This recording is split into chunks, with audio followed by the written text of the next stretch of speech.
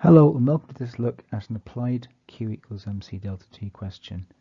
It specifically looks at delta RH, which involves using mole ratios in the balanced equation, which can be slightly trickier than delta FH or delta CH examples where you just defer to 1 mole of something reacting. So what is the standard enthalpy of reaction? It's the enthalpy change that accompanies a reaction in the molar quantities expressed in a chemical reaction under standard conditions, all reactants and products in their standard states. So what this means is we've got to look at the equation that's given in the question and look at what thing we're able to work out the moles for. And then the mole ratio between that and whatever else it's reacting with, which will usually be in excess, will determine how much we actually use in our calculation. Is it 1 mole, 2 moles, 3 moles, etc.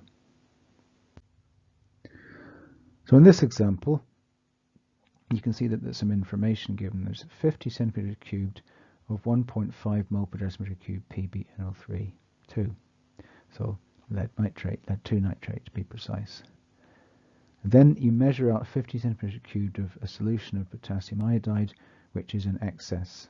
So to visualize what's going on, you've got your two reactants in a polystyrene cup, total volume 100 centimeters cubed. Now we're not interested particularly in the potassium iodide at this stage because the reaction will be controlled by the limiting reagent, which is your PbNO3, 2.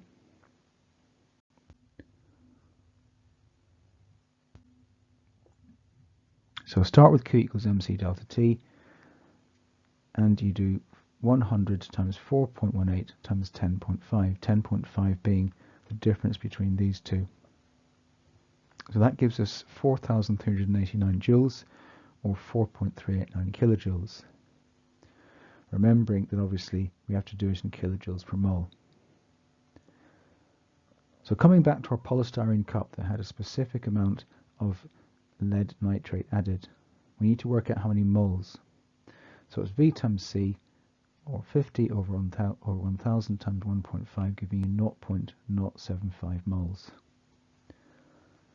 So the delta RH will be minus Q in kilojoules divided by the number of moles of lead nitrate reacted. Remembering the temperature is increasing, so Q must be negative. You need to put that into your calculator. So that gives us minus 58.52 kilojoules per mole. Now they want you to give your answer to an appropriate number of significant figures. So we've got 3 sig figs in both the temperature measurements, you've got 3 sig figs in the concentration, and 3 sig figs in both the volumes.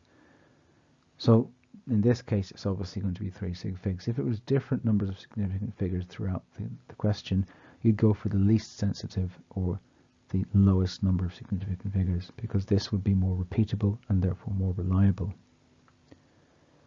So we're going to go for 3 sig figs. That gives us minus 58.5.